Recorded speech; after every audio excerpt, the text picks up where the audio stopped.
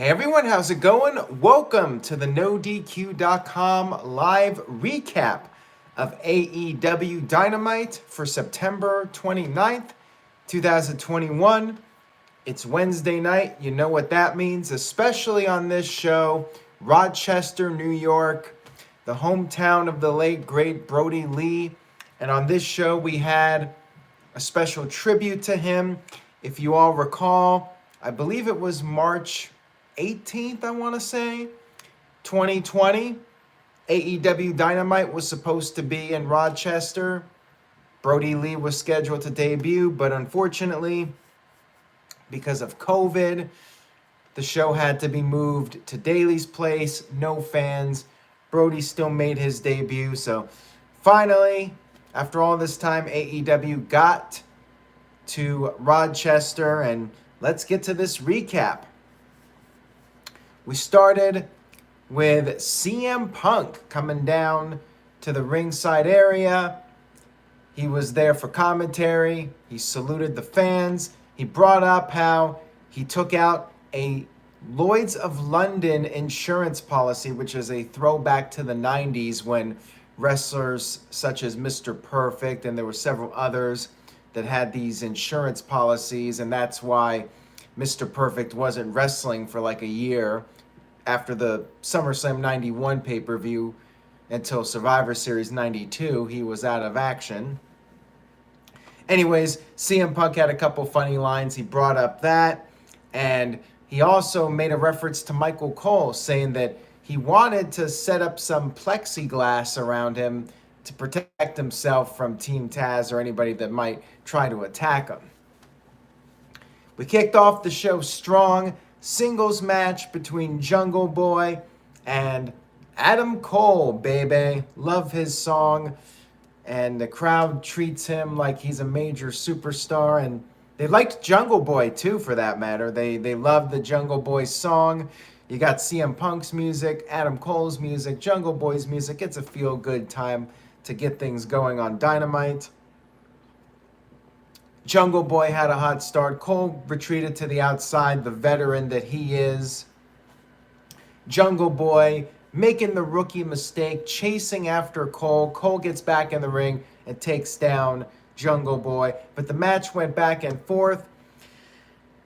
Jungle Boy with a Hurricane Rana. He actually jumped from inside the ring, jumped over the ropes, and gave Cole the Hurricane Rana all the way to the outside.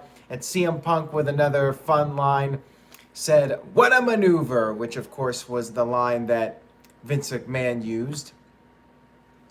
They got back in the ring, but Cole managed to catch him with a super kick, hit the Panama Sunrise, but Jungle Boy kicked out of that, and then Jungle Boy ducked a last shot attempt, got on the snare trap, and then Jungle Boy, maybe another rookie mistake, tried to bring Cole back into the center of the ring, and Cole was able to take advantage of that moment when Jungle Boy let go of the hold, and the referee was distracted. Cole hit a low blow and then scored the victory with the last shot.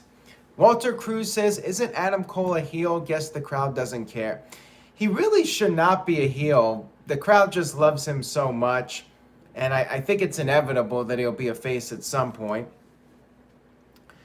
Jermaine sent in a $5 super chat, says, "Man, this sucks. I live in Rochester, brought 3 tickets. I couldn't get in. They were sending people home who were not fully vaccinated." We're sorry to hear that. I do think that they announced something, and I mean, it just goes to show if you're going to an event in this day and age, you really gotta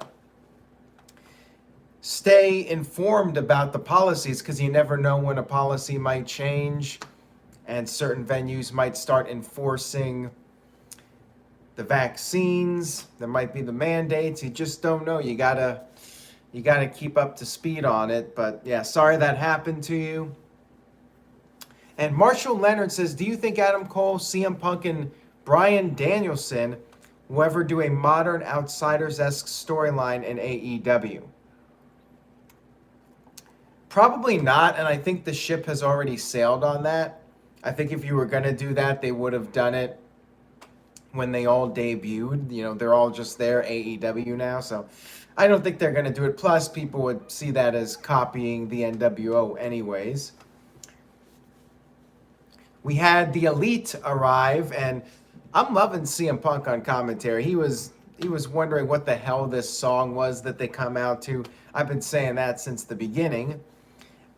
You had Carl Anderson back this week. He was not there in New York last week. He put over the group, and Adam Cole cut a promo, talked about how he beat Jungle Boy all by himself, said he's undefeated. Nick Jackson talked about how, well, he asked the people, do they want to hear the best promo in wrestling? And he gave the mic over to Michael Nakazawa. Now, the crowd started chanting CM Punk. Does that mean we get CM Punk versus Nakazawa? I mean, people were all clamoring for CM Punk versus Hook. Maybe we get CM Punk versus Nakazawa. Walter Cruz with a $5 super chat. Thank you for that, Walter. Says, they warn about the vaccines. I bought tickets for SmackDown and I got the warning. Says, need to be fully vaccinated or have a negative test 48 hours before. Yeah, and with each venue, you gotta double check. I would always double check for the foreseeable future if you plan on going to a wrestling event. Anyways, back to the promo here. Kenny Omega started talking and said that he's been getting messages all over social media, including MySpace, saying that his match with Bryan was possibly the greatest match of all time. Crowd started chanting yes, and Omega said that Bryan could not get the job done, and he is not getting a rematch. That's when Bryan arrived, asked the people if they wanted the rematch. You know the reaction to that. Omega was still against it, but then Bryan said that Omega doesn't have the balls. And then the crowd started a Kenny no balls chant.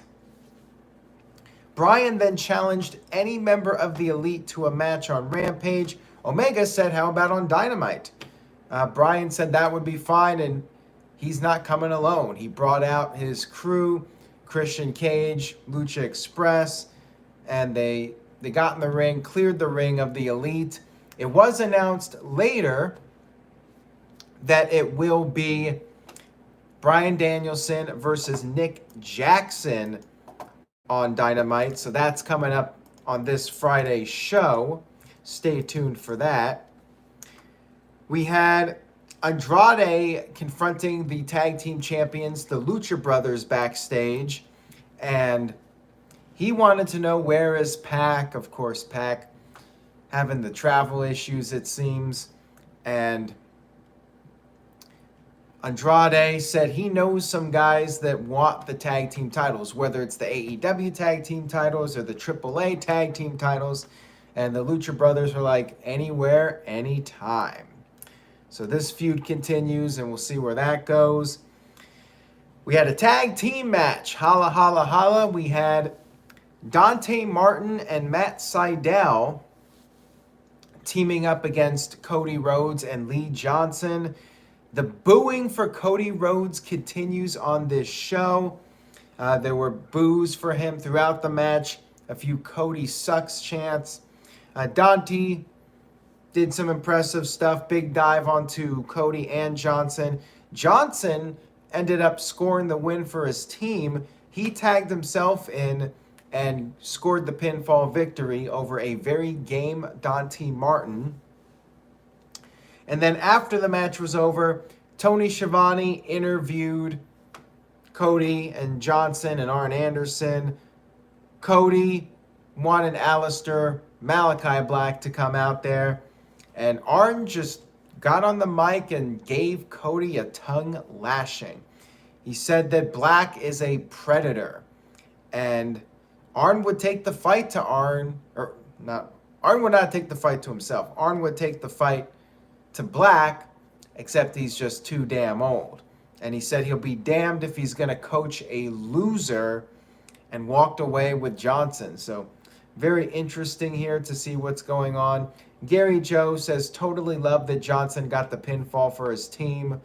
Yeah, I mean, might as well. Cody definitely did not need it.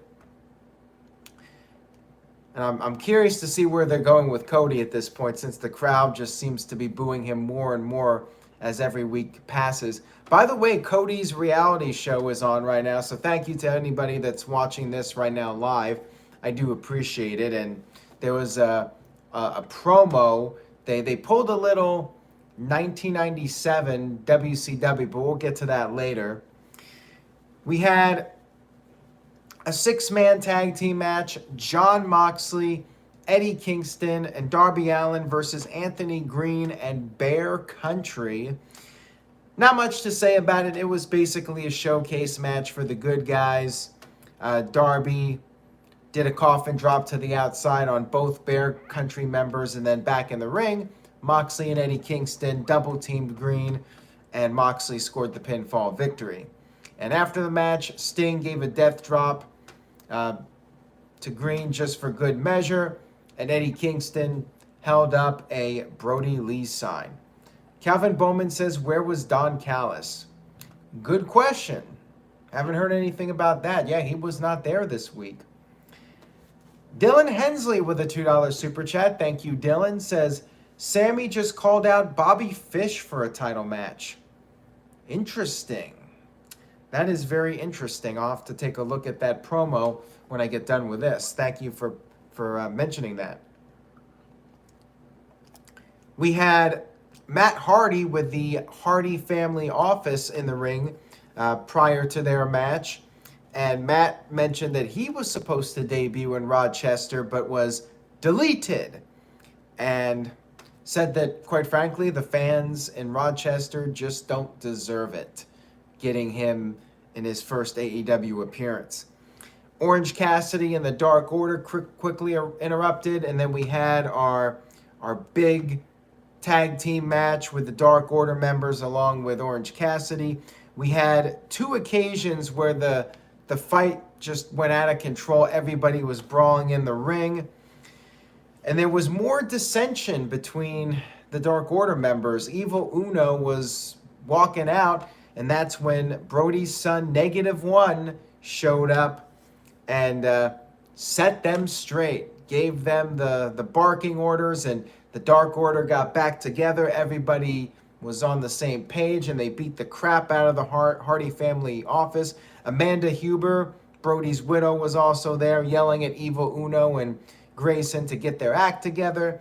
They did, and Dark Order eventually scored the victory and had a big celebration with -1. So nice stuff here to pay tribute to the late Brody Lee. Alberto Gomez with a $5 super chat. Thank you, Alberto. I appreciate it. He says, quick question. Anybody know where I can find John Cena's Word Life brass knuckles? I want to dress up as the Doctor of Thugonomics for Halloween. eBay? Man, I would not even know where to begin with that one. The only thing I can think of is eBay. Maybe Amazon.com, as Marshall points out. But yeah, eBay would be the first place I would check out for that. If you can't find it there, you might have some trouble. We had a vignette for the return of Leo Rush. Yes, Leo Rush was at Double or Nothing, but then he got hurt and he actually retired from wrestling, but he recovered and looks like he's back. Leo Rush is now All Elite. He will be making his return to AEW, talking about how he's going to make profits for the company and all that stuff. Walter Cruz with a $2 super chat says, I wanted Bray Wyatt to debut, dang, no compete clause. Yeah, I've seen different reports about that, and maybe there's a way to get out of it, but maybe he's just going to sit it out. And to be fair, while it would have been cool for him to debut on this show, you just had Bryan debut, you just had CM Punk debut. I think it's best, and Eric Bischoff mentioned this on his podcast, that it's a good idea to spread out the debuts a little bit. So if Bray Wyatt is in fact coming to AEW, save it. Save it for Full Gear, you know. Have a big moment on that pay-per-view. Why have him show up right away when you can focus on building up Bryan and CM Punk and letting that hype die down a little bit, and then you bring in Bray Wyatt. So I kind of think that that's the right approach to not bring him in right away, even though it would have been a nice honor for Brody Lee to have Bray Wyatt out there. We had a promo from FTR coming off their loss to Sting and Darby last week. They said they are revitalized and it's bad news for everybody in AEW. We had a segment with Dan Lambert along with the Men of the Year, Scorpio Sky and Ethan Page. Lambert praised what Jericho accomplished with AEW. However, Jericho made the mistake of getting involved in their business, and they had to chop off the head of the AEW snake. Crowd was booing him like crazy, chanting, "Shut the F up." Scorpio Sky then did a promo which got some what chants from the fans. And I actually thought of the three of them. I know Virtue loves Dan Lambert, but I actually thought Ethan Page cut a hell of a promo here. Said they're not going to be looked over anymore. And his delivery was really good. And the crowd stopped doing the what chants when he was talking. So I got to give Page some credit. He did a really good job with his promo. We had Ty Conti and Anna Jay up against the Bunny and Penelope Ford. Another match basically to showcase Ty Conti and Anna Jay and pay further tribute to Brody Lee. Ford missed a moonsault, and then on the outside of the ring, Ty hit the Ty KO to the Bunny, and back in the ring, Anna Jay scored the submission victory over Ford. And after the match, -1 got in the ring again, and they had the big celebration. And as Colin Andrew points out, we had the ladies right back in that 9:15, 9:30 spot. But they did get their one main event last week, so can't win them all. We had what I thought was the best segment of the show. Well, maybe the best segment of the show. MJF came down to the ring with Wardlow for a promo. Said he wants AEW to be successful, but he wants what he deserves. He brought up the 4 pillars of AEW, the 4 young guys that are expected to carry the company for years to come. Jungle Boy, who he beat. Sammy Guevara, who he beat. Darby Allin, and he did not mention beating him. And the strongest pillar of them all, himself. He said, without him, the company ain't shit. And he said he deserves to be the world champion. And at this point, the crowd started chanting CM Punk, which I was hoping CM Punk would get involved, but he did not. MJF even said he has a friend from MLW named Bruce Pritchard on speed dial. And that's when Darby Allin appeared. And CM Punk had another funny line saying that everyone has Bruce Pritchard on speed dial. Nothing to brag about. MJF was brutal here. He talked about Darby Allin looking like a school shooter, and he's tired of the school shooter skateboarder routine. Said that Darby is jealous of him, and said that it's okay. Darby can be number 2. Sometimes number 2 is okay. Just like Darby's buddy Sting. And Darby responded by saying, MJF, if he wants to go, he should just go. Nobody's going to care if he leaves. Darby said he is AEW for life, and he's the only one of the group that has won a championship, unlike MJF. And MJF brought up how Darby Allin is straight edge. That led to some more CM Punk chants. And then MJF brought up how Darby's uncle was drinking and died in a car accident. And that's when we got the asshole chants. And then MJF went for the kill, man. He said that night the wrong man died. Ouch. And Darby said that he will not be broken by MJF. And he got right in MJF's face and MJF took his leave. He backed away. Great stuff here between these two. I really enjoyed this promo, but I still want to see MJF versus CM Punk. That's one of the money matches for me, at least. That's the one I've been waiting for, and hopefully they do get to it sooner than later. Darby and MJF is good, but I'm wanting to see CM Punk get in there and start a program with somebody. Joey Perez says I'm straight edge too, as am I. So we are quite the group here of the straight edge society.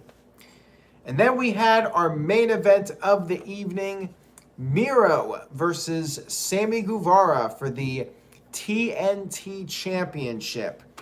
And there was a lot of domination here from Miro. He was just beating the crap out of Sammy. Sammy occasionally got in a little bit of offense, but then Miro would continue to dominate. Sammy was able to counter Miro with a Spanish fly, and then Miro charged Sammy. Sammy moved, and Miro went to the outside of the ring. Sammy did a big dive, jumping over the ring post down onto Miro. They got back in the ring. Sammy hit a cutter, went for the go to hell, but Miro was able to get out of that. Miro hit a kick, which Sammy was able to kick out of at 2. And then Sammy rolled to the outside as Miro was going for the game over. While this was happening with Sammy on the outside, Miro started to expose the turnbuckle pads, taking them off. And Fuego del Sol ran down, distracted Miro, so stupid heel Miro, but that's better than a stupid babyface. And Sammy took advantage, drop-kicked Miro into the exposed turnbuckle, and then hit the tornado DDT, hit the go to hell, got up to the top, hit the 630, and scored the 1-2-3 victory to become the brand new AEW TNT champion. What do you guys think about Miro dropping the title after that dominant run? Sammy gets it. Sammy, one of the AEW originals, and as I mentioned earlier, there was an interview with him that took place, I think, after the first commercial break for the new Cody Rhodes reality show, Rhodes to the Top. Dylan Hensley with a $5 super chat says, if WWE wants to be edgy, then I dare one of those idiots in WWE to cut a promo like MJF or Max Caster. Well, good point there, Dylan. If they really wanted to be edgy, they would push the button. Although, fans would complain about that too. If WWE did that, people would say, this is totally out of line. They would start contacting WWE sponsors. You know how it goes. It goes both ways, Walter Cruz with a $2 super chat says, I popped for Sammy. Nice to see the new champion. Joey Perez said, I didn't expect it. Good for Sammy. Caleb Jacobs said that Miro had his time. And Colin Andrew was surprised they pulled the trigger with the title change. Thought Miro would have had it for a while longer. Yeah, he had a decent run, but I do think ultimately you need to build your homegrown guys, and Miro had his run. He was dominant, but at some point you got to elevate the new people and elevate the AEW originals. So on one hand, I do like it. On the other hand, I see the argument maybe Miro could have been champion for a little bit longer. Dylan said he held it for 140 days. So, yeah, not a super lengthy run, but a fairly decent run. And congratulations to Sammy on winning the championship. One of the most popular guys in the company, so glad to see him taking that next step. Biblical Adrian thinks maybe they should have saved it for Full Gear. Perhaps they'll do a rematch at the pay-per-view. That is certainly a possibility. So what did you guys think? I enjoyed Dynamite. Not at the level of last week, but I think that was to be expected. But still, good show here this week. You had a really solid main event with a title change. Love the MJF promo. Opening match with Adam Cole was really strong. So I would go with a solid B for the show. Maybe a B plus. I think I would go with a B plus. This was a very good show this week. Good follow up to last week, and the Brody Lee stuff was cool as well. Let's see what you guys thought in the poll. You guys are loving Dynamite. 60% gave it an A, 29% with a B, 6% with a C, and 4% with a D. Gary Joe says A minus, such a home run. Israel Diaz with an A. Jesse MVP Kevin CC Drink with a B. And Colin Andrew with a B says RIP John Huber, aka Brody Lee. And Joey Perez says I give an A minus after rewatch, and Dylan gives it an A minus as well. And that, folks, was Dynamite for this week. Hamp Connell sent in a $5 super chat. Says, I'm sure you heard Nintendo Switch is getting the N64 plug starting October 21st. Do you see No Mercy ever getting on, even if it has WWF and Benoit on it? Man, I don't know. Apparently there's some legal issues regarding that. I wish whatever issues there were, they could be resolved, because I would love that. I would love No Mercy. And I had some people comment on Twitter that, you could just use an emulator. Not the same to me. I like the ability to just turn on the Switch, play it on the big TV, or play it on the console. I want it to be kept simple. I don't want to have to download an emulator and all that stuff. Plus, it would be nice for like a new generation of kids and younger fans to have easy access to the game and be able to play it. Just my take. I wish they would have it, but unfortunately, I'm not getting my hopes up about it. Walter Cruz with a $5 super chat. Thank you, Walter. I appreciate it. Says, Lashley saying chicken shit is about as edgy as WWE is getting, LOL. An A minus for Dynamite. There you go. Walter Cruz with an A minus for the show. And Dylan also mentioned that Miro had 8 successful title defenses, which is pretty solid considering he was not champion for a super long amount of time. And as Darren says, make sure you guys share this video.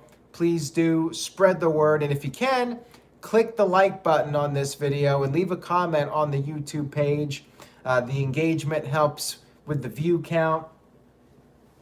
Walter Cruz with the $2 super chat says, Conker's Bad Fur Day and GoldenEye for 64 for me. I want Diddy Kong Racing. That was one of my favorites on the N64. And again, I'm not sure what the legal status is with some of these games, but I do know that Banjo and Kazooie is going to be out on this new 64, whatever you're calling it. What's the exact term? I'm not even sure what the exact term for it is, but they're putting out a bunch of 64 games on the Switch, and yeah, Diddy Kong Racing would be a nice one for me personally. And Joey says, what do you think about the cast of the Mario movie? I don't know. I personally liked the old Mario movie, even though it was critically panned. I think it's not nearly as bad as people made it out to be. Jason Mason says, putting the TNT title in the main event was a classy move. Well done, AEW, A-. And yes, Brody Lee was the TNT champion, so it made sense to put that match in the main event slot and to do the title change. Nice ending to pay tribute to Brody Lee. And like I said, as far as the tributes go, very well done. That's all for tonight. Shout out to Mr. Tito. And thank you to everybody for tuning in and watching. I appreciate your viewership and support as always. Take care, everybody. Enjoy the rest of your week. And I will see you all next